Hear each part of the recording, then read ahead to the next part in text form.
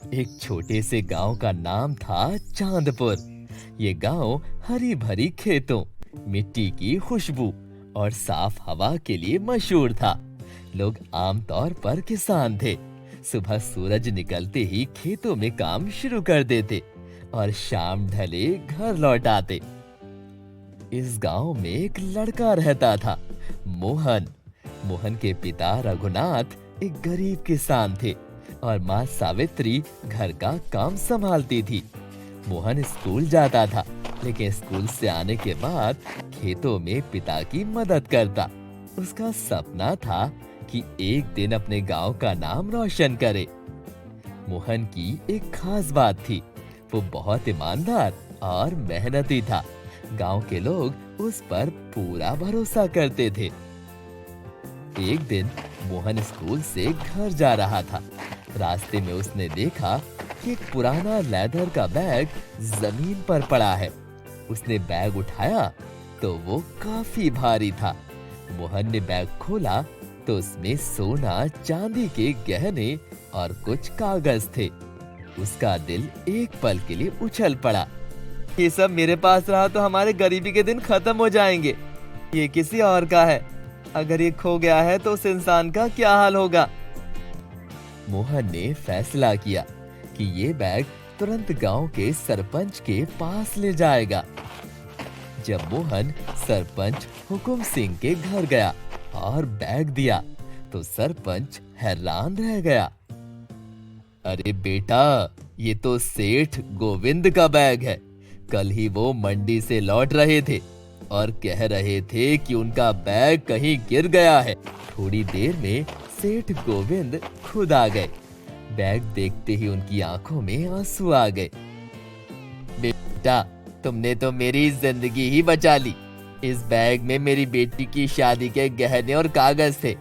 अगर ये खो जाते तो मैं बर्बाद हो जाता। सेठ ने मोहन को इनाम में एक मोटी रकम देना चाहा, लेकिन मोहन ने मुस्कुराते हुए कहा, गोविंद जी आपका है, इस पर मेरा हक नहीं बनता। पैसा तो मैं मेहनत से कमाऊंगा। गांव में सब लोग मोहन की तारीफ करने लगे।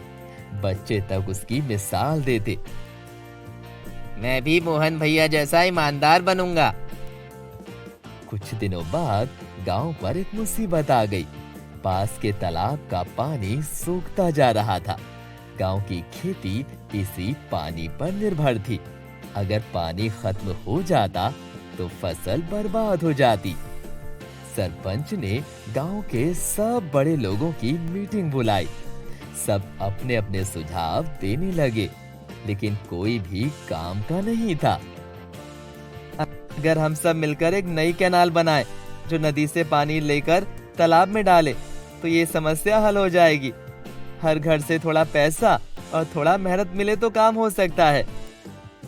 लोग पहले हिचकिचाए, क्योंकि पैसा देना सबको मुश्किल लगता था। लेकिन जब मोहन ने अपनी छोटी बचत खोलकर पैसा दिया, तो गांव वाले प्रेरित हो गए। धीरे धीरे हर घर से पैसा और लोग आने लगे।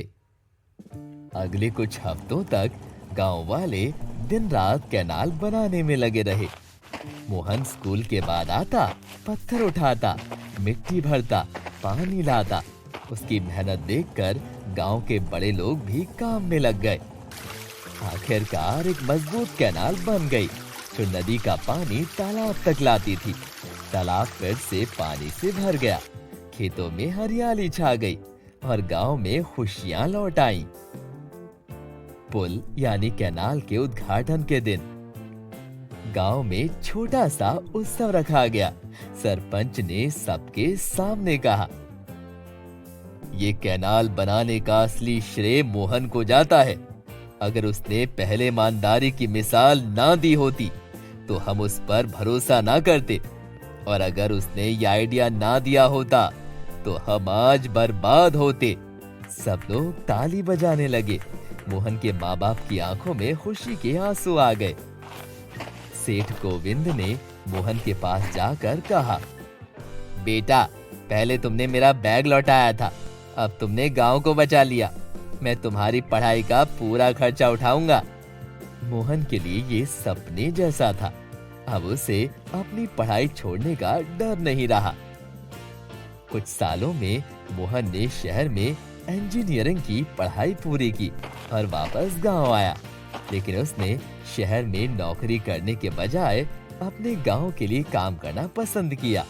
उसने खेती में नए तरीके लाए, ड्रिप इरिगेशन, बीज सुरक्षा और सोलर पंप लगाए। फसल का उत्पादन दुगना हो गया, लोगों की आमदनी बढ़ गई। चांदपुर अब एक मिसाल बन चुका था। दूसरे गांव के लोग यहाँ सीखने आते थे कि कैसे ईमानदारी और मिलजुल कर काम करने से समस्या का हल निकल जाता है। मोहन हमेशा कहता, ईमानदारी से कमाया हुआ विश्वास ही सबसे बड़ी दौलत है। कहानी का सबक, ईमानदारी हमेशा जीत दिलाती है।